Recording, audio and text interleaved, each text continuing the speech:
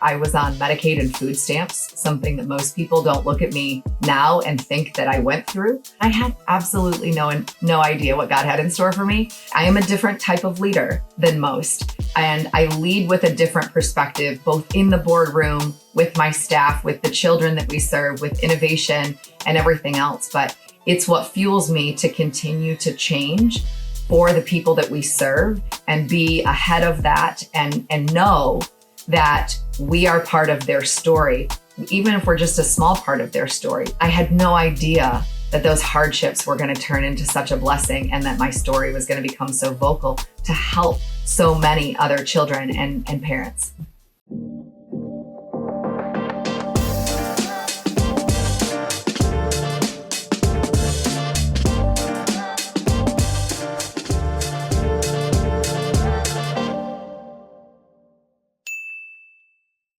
Welcome back to another episode here on the Heart and Hustle podcast. Jamie, we're going to start off with how you walked across the stage at graduation, 6 months pregnant, at 23, single mom, determined to finish.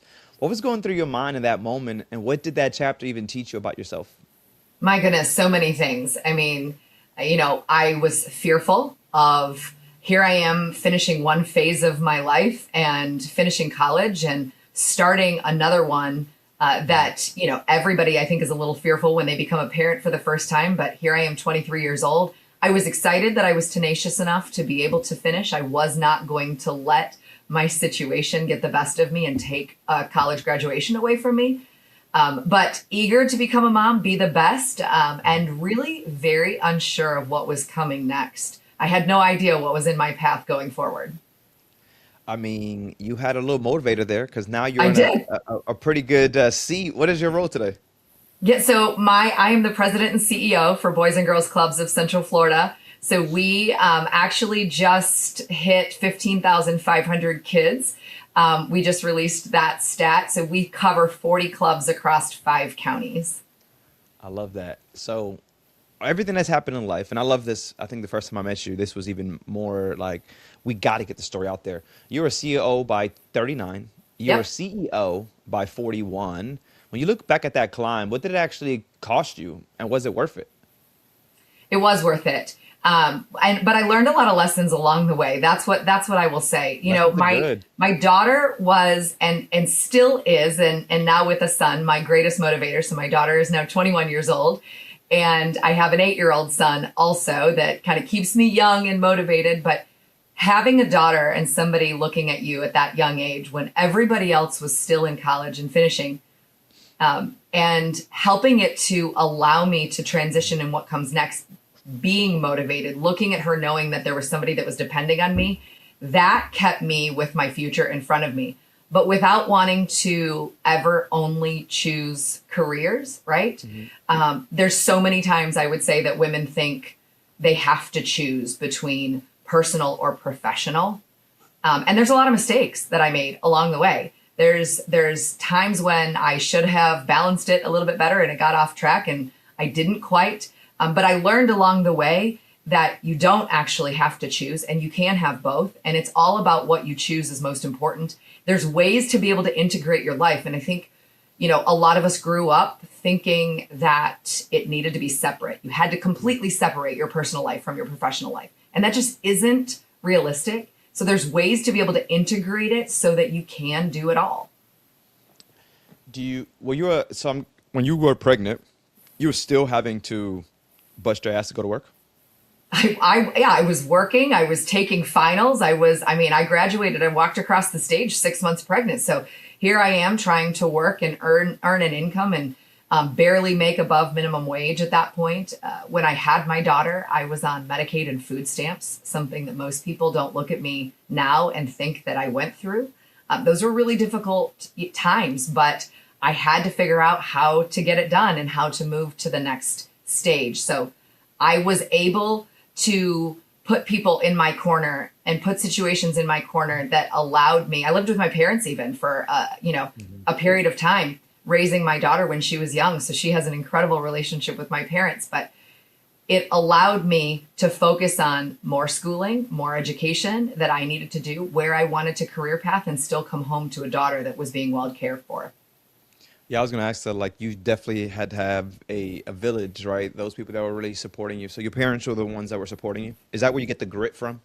I do. Yes, my parents gave that to me, from day one. But I would also say you learn grit, and having Yeah. a child to that depends on you at the age of 23 gives you the grit that you didn't even know you had, or didn't even know that you needed. I lived with them for a short period of time, and then I moved out on my own, and I was living paycheck to paycheck for a very long time. And in all honesty, I felt like I was just paying for daycare because childcare was so expensive. You know what that's like with young ones. Yep. Childcare can be so expensive. But it allowed me, I used to bring her into work on weekends when I had weekend events, and everybody would light up seeing this young little girl walk in. And she learned that sometimes we had to go do things that weren't always exactly fun. Yeah. And why Boys and Girls Club? Like, is this something that you grew up on, or you just felt the need to pour into young kids? Why the Boys and Girls Club? So I spent my career prior to Boys and Girls Club in senior living. So God always gave me a heart to care for vulnerable populations and to really Okay. serve others. But because I was a single mom early on in life, I really found my way and my path to always give back to kids. Kids have always been my personal Yeah. passion. My house is filled with kids all the time. Whether it was my daughter or my son. So I always made a way to be able to support them, whether it be leaders at youth group or going into classrooms, working with DCF. We used to support 100 kids every single Christmas with my neighborhood. So I would get my neighbors around supporting kids at Christmas, Thanksgiving meals for 100 families that we were collecting, always in a way to lift up single parents and children. So when I was given the opportunity to marry my personal passion with my professional world, which I'll say most people don't get an opportunity to do, Yeah. I jumped on it immediately and I haven't looked back once. And how many years have been now? It's been almost 3. It has Wow. been the most fulfilling thing that I have ever done, and I don't see a way that I won't ever be connected to Boys and Girls Club because it just is. It speaks to my heart every single day, and I have a personal relationship with all the kids that we serve. I love it. And most people actually hear Boys and Girls Club and probably think like gym, swimming, similar to like the YMCA's. I think I told you I've never set foot or stepped foot in a Boys and Girls Club. Set the record straight though. What is Boys and Girls Club actually doing for the kids that people probably don't see? Yeah. I think a lot of times people think Boys and Girls Club and they think you serve poor kids, or in our facilities and our clubs Mhm. probably look like that. They think of what used to be the swim and gym and things like that. And that is Mhm. exactly not. Our clubs are state of the art, beautiful, 25 to 30,000 square foot facilities that support hundreds and hundreds of kids on a daily basis. But we are the premier youth development organization. So yes, we have these beautiful gyms where they can do physical education and they can get their wiggles out and they can play basketball and they can play football and learn all of the things. But we are focused on academic success with them, mentoring, character, leadership building, healthy lifestyles where we're actually feeding them hot meals because many of our children live in food insecure food deserts and they may not have pathways to food in their own homes. And so it's important to us if we expect our children to learn how to behave better and dive into what great future they need to have, that we have to feed them as a part of that. But we have mental health components and we have robotics labs and STEM art Oh, rooms, technology labs. I mean, these are all equipped inside of all of our clubs, and it's a wonderful opportunity. Most of the time, when you walk into a Boys and Girls Club and a parent comes to pick up their child, the child is usually coming to the parent saying, "I don't want to go home yet," and that's how you I love know that. what you're doing is good. Yeah, yeah. Listen, I got to walk into these one of these days for sure. I know we were supposed to have this, but time didn't permit. But this is crazy. 40 clubs, right? If I'm not mistaken. 5 counties. I think you That's right. mentioned 14,000 kids a year. What does that weight of responsibility actually feel like on a Tuesday morning when you're walking into the office? It feels significant. I know that we have kids depending on us. We have to be able to perform. They need us to perform, whether they're getting it in the school systems, and we are serving a completely different role than our school systems are serving. They look to us for the mentorship. they don't show up because of these beautiful buildings. These kids show up because of the mentors who believe in them and are pushing them to succeed even more. I talk about it every single day. 75% of kids who have a stable mentor in their life are more likely to graduate high school on time and go and prepare for what comes next, whether it's certifications or college. That's a big statistic because that's what these kids are showing up for. So we have to deliver from a funding perspective, from a programmatic perspective. We have to show up every day our best selves because we have so many kids depending on us. You want more conversation like this one? You can find us on YouTube, Spotify, Apple Podcasts, and wherever else you listen to your podcasts. Just search Hard and Hustle and hit follow so you never miss an episode. Funny you say that. I went back to my old high school, Edgewater, right? We talked about it. To be a mentor, to be something that I wish I had, because that is very, very important. I go back to, the childhood of everything that was kind of going on in my life, and of course there was anger, of course there was acting out, but there was educators, there was people that seen me for who I was and other things I was going, through. So having that mentor to just pour back into you and say, hey, you got this, because sometimes at that young age, we don't realize what we got. We don't realize that we're talented, that we're smart, especially if we don't hear it. I actually recently, I was speaking to a leader. He's 40, maybe 50 years old now. He says, I've never really heard the words, I love you. Right. So it's really hard to, to say that to somebody, even in my own relationship. So it's those little things that we don't even realize are trauma to us as a young kid. Right. But if you have somebody, and he was actually saying that he went to take a kid to therapy and the kid would not talk. And he had to say, hey, I love you. Right. And the kid's like, yeah. He's like, well, I would never put you in front of somebody that I wouldn't trust myself. It's okay to talk to that person. Like, that's what a mentor, that's what a good, role model looks like, is being okay to say, hey, we can do this together. So I love that you guys. You're exactly right. I mean, I say it all the time. Every single child deserves somebody who looks at them and says, I see you, I believe in you, and you can do more. Yeah. And oftentimes we try not to push, or we think we shouldn't push the kids, but really our kids need to know that they can be pushed and that somebody believes in them so much. I have several examples of kids coming to our clubs nonverbal, just like you said, completely nonverbal based on some very traumatic situations. And our mentors met these kids exactly where they were at, not forcing them to talk, just helping them to sit back and watch and being side by side with them. And within 2 weeks, a nonverbal child who was in elementary school, who had been nonverbal for 2 years, started to speak. And when the mom showed up, that child spoke to the mom and she burst into tears because she hasn't heard her child's voice in 2 years. And that's what you do it for, huh, Jamie? To hear those stories. That's why you show up. Yeah. I mean, I have countless number of those stories, but that's why you show up, because that child just needs somebody to be beside them and say, it's okay where you're at right now. And I'm going to be here with you side by side. And nothing can take that away. Yep.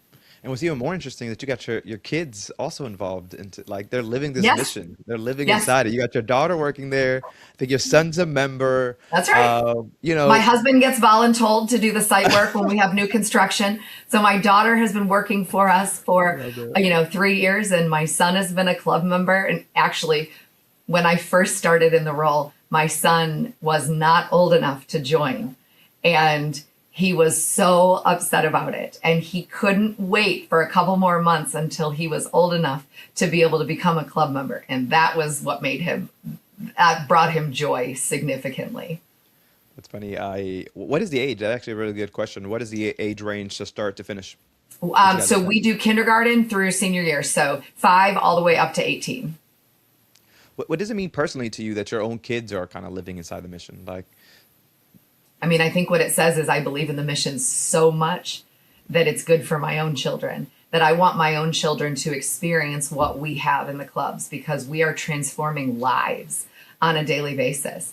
That what we do isn't just for everyone else. It's what every single child needs. We are in a situation right now where every child in the nation needs a Boys and Girls Club. because of what we're doing to transform these lives. It isn't just certain demographics or certain populations or certain areas in communities that need a Boys and Girls Club. Every single child needs a Boys and Girls Club based on the fact that we focus truly on helping them to become a better version of themselves they never even thought possible. And so that's great for my own children. And I know that when I leave my son at the club and I go and I work and I see other clubs, he is incredibly well cared for. And they are an extension of me and I am an extension of them. And I know they are pushing him to greater lengths that I can continue to support. It does take a village. I always say we're just happy to be part of the village. But my clubs are part of my village as my parent, as a child and my own children. I'm happy to have that as well. I want to go backwards because Sure. the senior living to becoming CEO of the Boys and Girls Club, there must have been some things that surprised you going from one end of the spectrum to the other. And some things that you talked about lessons, a lot of lessons that you took from, Yeah. elderly to our youth. What all those things that you could, remember saying, hey, this is what it led me, helped me with, and this is where I'm at and how it's helped me. Yeah. So I led about 150 senior living communities across the state of Florida and the Southeast through, all of my different years, but, especially in the later years prior to transitioning to this role. And you'd be surprised. I say it all the time. You'd be surprised how many similarities there are because a senior living community with a vulnerable population has the exact same regulations that we have from a club perspective. So one senior living community is similar to one club. I got to know all of the different, counties and cities and states across the way that I was able to manage with multi-site perspective. But the DCF regulations, abuse, neglect, highly emotional families, and caring for vulnerable populations, whether it be seniors that are at the tail end of their life or our young children as we're lifting them up. There are so many transitions that were so easy to be able to make in that pathway, staffing and how you staff. But what has been more fulfilling is being able to walk into a club and have that relationship with those children and have them throw their arms around you, have them talk to you about the dreams that maybe they don't have or didn't have, and then coming back to them a year or two later and asking what dreams they have now. My goodness, I live for those moments. I literally live for those moments because our children can't see beyond the world that has been created around them, right? So if they don't often travel outside of 4 to 6 blocks around them, they can't dream beyond what potentially is in that area. Yep. Until they come into a club, we walk them into a club and we help to position professionals in front of them and give them all these opportunities with STEM and robotics and art to really be able to become creative. And they start to learn digital marketing and technology and so many things that are there. And then all of a sudden their eyes become opened to what the world can offer. And now they start to dream about what they have the potential to become. That moment, that's the moment that they're going to be incredibly successful. And that Boys and Girls Club will always have a staple in their heart that they'll come back to volunteer. They'll come back to give back to the future generations because they know what it did to them. A better question. Is dreams possible? Are dreams possible? My goodness. Would you say you're living your dream? I am absolutely living my dream. So I remember being much younger and, just being in prayer one time and saying, maybe there's going to be an opportunity for me to work with kids and I would love it to be in a nonprofit. And I had absolutely no idea what God had in store for me. But I am saying, and I tell everybody this, I get to live my dream every single day. I get to have my kids and, be a part of the mission that I am so unbelievably passionate about. I get to train and be a part and be with children every single day. And we are a part of shaping tomorrow, right? Yep. And every generation that goes on continues to give back. And that's what changes the world. So every single time that I'm with people and the world is chaos because that's what we have around us all the time. It's just chaos. I remind them that when you have a bad day, call me and I will take you into the club and I will show you what's happening in the club with these brilliant young leaders, and you will walk out thinking the future is going to be just fine. Yeah. And I get that statement from people time and time and time again, that they had no idea that they needed their cup filled in such a way that makes them feel better about the entire world. Okay, this is getting good here because I just really want to talk. There's going to be people listening, especially I can imagine some of your young boys and girls, and we want to talk to those because they're in a time where things may not look bright, right? Someone may be writing your story. And I always say at some point you're going to have the chance to be able to write your story. You'll take that pencil and tell your story. And just like you, I had this mission of always wanting to give back before I ever even knew what a nonprofit was, Mm-hmm. because of where I was in my life. Mm-hmm. And having these dreams, that's why I ask you because they truly are. You just have to have people that pour into you so you can see these dreams come to life. You Mm-hmm. got to start to chase passion and purpose and not paychecks, right? And because you love what you do, it probably doesn't even feel like work, and to know that you're getting to help the next generation, like that is so rewarding. That's how you get your cup filled. So I Yeah. love that you're in the spaces of just one representation, because how many women leaders, right, can say they ran a Boys and Girls Club? How many of them actually? How many women were president of Boys and Girls Club? In my organization, I'm the first. Let's go. So, you're Yeah. breaking barriers right now, Yeah. so dreams are completely possible. You just have to, I say surround yourself with the right people, have a good mindset, believe in yourself, know your worth, more That's right. importantly. And I actually ask you, when did you know your worth? When did you realize who you were? Because a lot of times people still don't know who they are as a professional. You mentioned that. When was that moment that you knew, hey, this is who I am and I'm being authentically me? When I became a mom for the first time. Let's I mean, I, go. that the moment that I became a mom and I had a child's eyes looking up at me, I knew my worth in that moment, that I was being entrusted with this little human that needed me to develop them. And there's nothing like that, right? And I would say that feeling I continued to carry with me even through work. And I wanted to be able to be the example to my daughter that women can have it all, and you don't just have to pick. You can be a CEO, you can be a president, you can be a leader, you can be great with teams. You don't, you can have a seat in the boardroom, you can have a seat at whatever table you want, and you can still have the home life that you want. That's the motivation and what I carried with me nonstop. And that's what always comes back to giving me my worth. And I try really hard not to forget it. I lead with purpose. And oftentimes I have a different perspective in the way. I am a different type of leader than most. And I lead with a different perspective, both in the boardroom, with my staff, with the children that we serve, with innovation and everything else. But it's what fuels me to continue to change for the people that we serve and be ahead of that, and know that we are part of their story. Even if we're just a small part of their story, we have to be an impactful part of their story because we have so much purpose opportunity while they're with us. This is all sounding good, and I want to even break it down a little further. Sure. While success happens, there's always that doubt in our minds. You are 6 months pregnant, walking across the stage, pregnant at an early age, right? What was your mindset at that moment? Because today's different, but what were you telling yourself that day? When I was walking across the stage, I mean, I was telling myself, here we go. Because as soon as I close this chapter, I've got 3 more months before I'm opening probably the scariest chapter of my life. And I don't know what's coming next. And that's where I learned the grit and the tenacity to just keep going and to not let anything get the best of you, which is hard. It's hard even from an emotional standpoint. Often you get beaten down in life and beaten down at work, and people will say mean things to you, but you have to figure out how to keep going.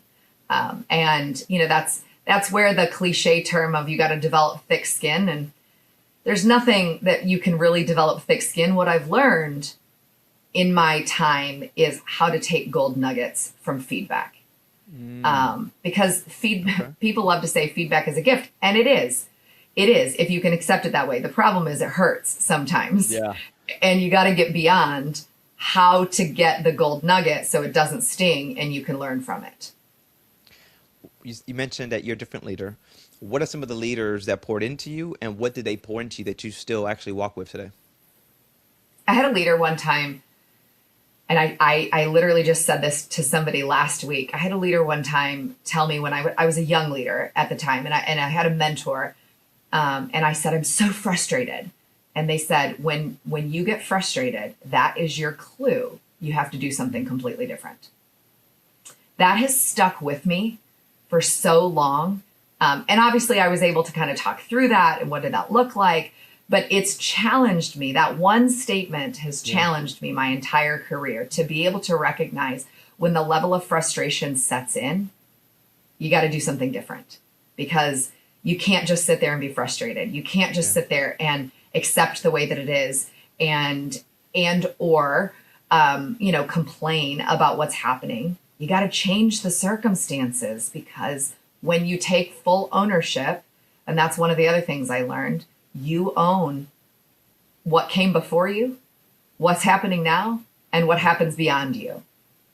And you think to yourself, I don't own what happened before me. Yes, you do. When you step into a leadership role, you own it all, and you're responsible for it, and you can't deflect away from that.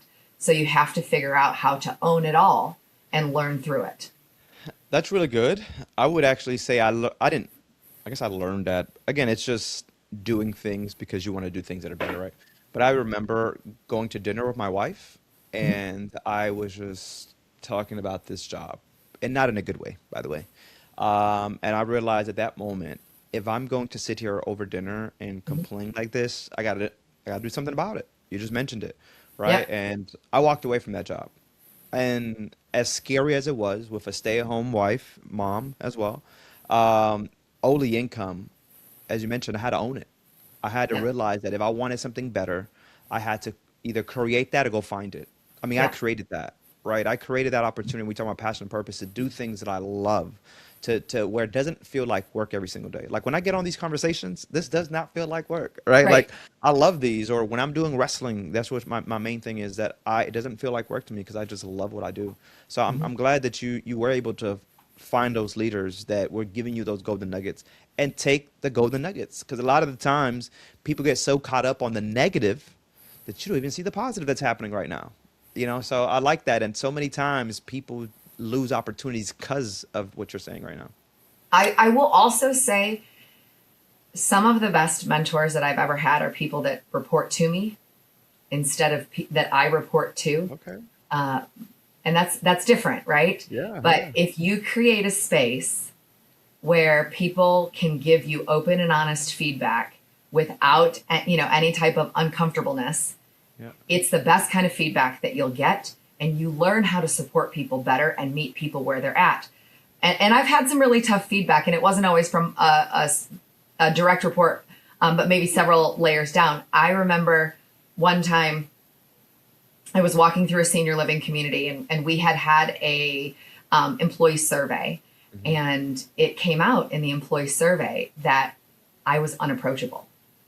And I said, like, I was floored, hurt to no end. I mean, I was in my feelings. It was really terrible. And then I took a minute, probably it took me about a week to get over it. And I went to the staff and I said, help me understand. And they said, you walk the hallways emailing on your phone with your head down. You don't even acknowledge us. Mm. And I thought, oh my goodness, I didn't even know I was doing it. But I gave them the space where I actually wanted to hear what they had to say. And it was some of the best learning lessons that I've ever had. So often, if you can create a space where other people can speak freely to you without retaliation, that's some of the best mentorship you'll ever get, because Yeah. people want to be led and they want to have a good relationship with their leader. But if you're not doing something that they need, people often just shut down, or they don't leave a job, they leave a leader, right? Yeah. So Yeah. create the space that everybody needs. And I've learned over my time to be a different leader for every individual that's on my team. I become who they need me to be in that moment. You are hitting it right on the head. I ask you, what is it most, other than your kids and other than this job, what are some accolades that you're really proud of that you were able to accomplish at such a young age?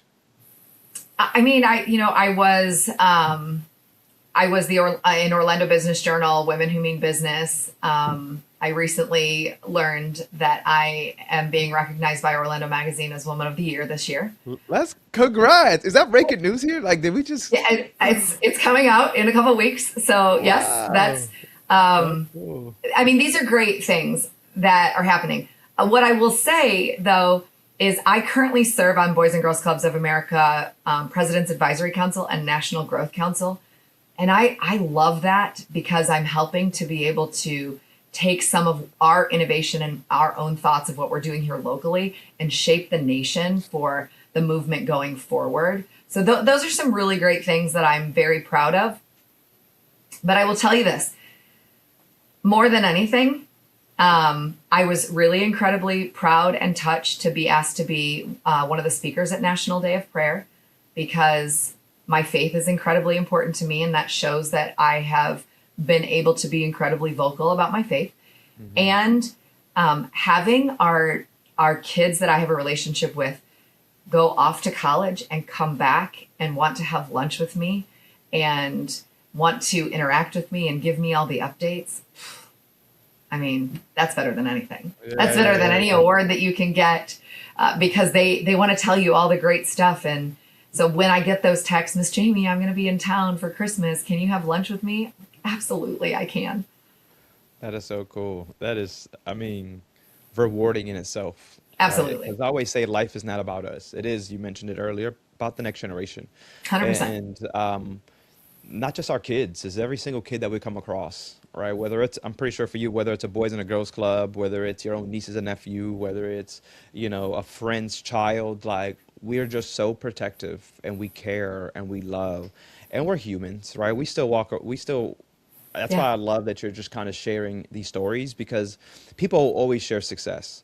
But I say where success is at, there was a lot of failure, right? And still, there will be some failures. There's imposter syndrome. How many times have you walked around, Jamie, probably now, at this level, thinking to yourself, what the hell am I doing here? Yeah. You know what I mean? Yeah. But you mentioned something that was correct, is God's been with you this whole time. Yes. God has really led you to this spot when you were probably in the unknown, like, what the hell am I doing here? Mhm. Why? You're questioning it, but then you're here, you're like, oh, thank you, God. Like I see it And now. and when you look at that entire journey, and I've been every mentor that has stepped into my path, every moment that I've had, every interaction with DCF and serving all of those children, in my past, it led me to this moment. It Hmm. positioned me to be in my exact moment where I have children who look up at me when they hear my background and they hear my story. And I had a young girl and then separately her mom at a different time say, "You're just like me." I said, "Yeah, I am. Absolutely. And we can all change our trajectory and we can all change our path." And my journey, I used to be embarrassed about where I came from. I used to be embarrassed about, all those hardships that I went through. And I had no idea that those hardships were going to turn into such a blessing and that my story was going to become so vocal to help so many other children and parents. How important is it to share stories? I mean, that's what draws us into relationships. Hmm. Um, it's not facts, it's not anything. I mean, you want to be in relationship because you want to be around people who motivate you, but also people who understand. When you share stories, you go through things. Everybody goes through something because there's someone else that's going to need you to help them through that in the Hmm. future. And I've been fortunate to be on the receiving end and the giving end of that, Yeah. where I can share those stories, and it helps somebody else to understand what it's like to be a single parent or be a young mother or with our kids and be food insecure or not be living paycheck to paycheck. These are things that have helped us to help other people, and that's what we're here for. Yeah. Yeah, I love stories. I mean, that's what I do. It is every time I share my story, someone else is willing to share their story. I'm like, thank God I share the story. It connects us. Right. Yeah, Yes. I always say one story, one person changes somebody's life. As you mentioned, those two women that says, "Wow, you're just like me," right? You gave them hope. You allowed them to see that it's possible. Yeah. I think it's just amazing that you lead with purpose in that position. Because you never were chasing a title. You were truly No. chasing a calling, you In know? fact, I never wanted to be a CEO. Yeah, I And in bet. my own home, about a year prior to this role, I had said to my husband at one point, "No, I don't ever want to be a CEO." And he Real. goes, "No, I think you will be." And I was like, "No, I don't really. I really love operations and I love everything else. No, I don't think so." And I always say God laughed and goes, "Ha ha, I have something else coming for you. There's Yeah. something coming down the pike." But I didn't chase the title. I chased what I was good at. And I always just wanted to use my talents to help other people. And you're doing so. Like, I Thank mean, you. that's what it looks like when we talked about chasing, passion. Like, you just don't know what's on the other side. You're just going to be blessed all because you just followed the mission, right? Yes. So I appreciate that. As we start to wrap up, what do you tell a young single mom right now who thinks she has to choose between family and her career? What do you tell that young woman? I would say a few things. I would say pull people in that can help you and can guide you. And don't listen to the noise of everybody else that's out there. I recently said this to somebody when they asked what I would tell my younger self, and I said I'd tell my younger self not to listen to the haters. So I would say to a young single mom, don't listen to the haters, but pull people in that are going to support you. And don't shy away and don't feel like you have to just pick one side or the other because your children are incredibly important. And if in my role where I'm, always working and always on, and there's always somebody that wants me, in 5 different sets of county governments, and I can go and be classroom mom on a regular basis for my son's class. If I can do it, anybody else can. But sometimes you just need to ask the questions and you need to look at how to make it all work because that's what will keep you forward focused. And those small moments that fill your cup personally allows you to position yourself to move even faster professionally. Such a good conversation. For people that are actually in Central Florida listening right now, how do they get involved? Like, what does Boys and Girls Club actually need from the community right now? Always, we always need funding and volunteers. We have 2,500 volunteers, but when you're Wow. talking about almost 16,000 kids that we support, we constantly need corporate partners, individuals, volunteers that are willing to come in and be a mentor, that are willing to stand alongside of us and our children. And we have lots of different ways to be able to do that. People that don't want to interact with kids but want to help the mission, people that do want to interact with kids. There's something for everybody that can fulfill the future generations. So reach out and we'd love to chat with you and we'd love to get involved. And what is the website for those that may be listening or watching? bgccf.org, which is Boys Girls Club Central Florida.org. Love it. Well, Jamie, I truly appreciate your time. This has been phenomenal. I got to come around to one of these Boys and Girls Club. Are they all the same, by the way? I forgot to ask that. Like, Oh, no, are no, they? no. If you've been to one Boys and Girls Club, you've been to one Boys and Girls Club. They're all incredibly unique. Okay. They have similar type, but they all have their own personalities, just like our own kids, right? Everybody has their own personality. Every club is very unique, and that's one of the things I love most. I love it. That's definitely good to know. I am in Central Florida, so I need to start making my rounds to You these Boys do? and Come Girls on. Club to I'll take a take you look at around. them. Yeah, for sure. Well, Jamie, thank you so much for your time. I know we'll do this again, and we'll definitely have to meet each other in person because we're that damn close that we need to. My name's Efrain. This has been Jamie with the Boys and Girls Club of Central Florida. We'll catch you guys the next one. Latest.